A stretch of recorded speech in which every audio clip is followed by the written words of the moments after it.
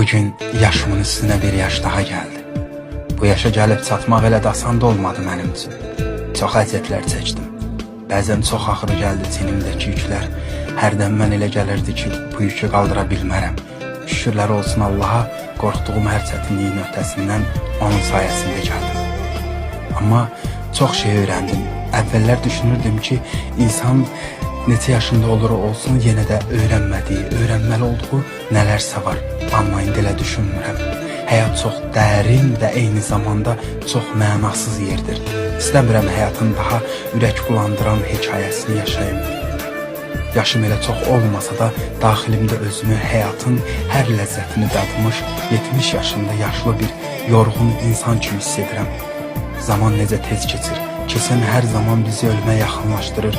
Bu ötüb keçən zaman kimə nəyi necə öyrətdi bilmirəm. Amma mənə ətrafımdakı insanların əsl üzünü göstərdi.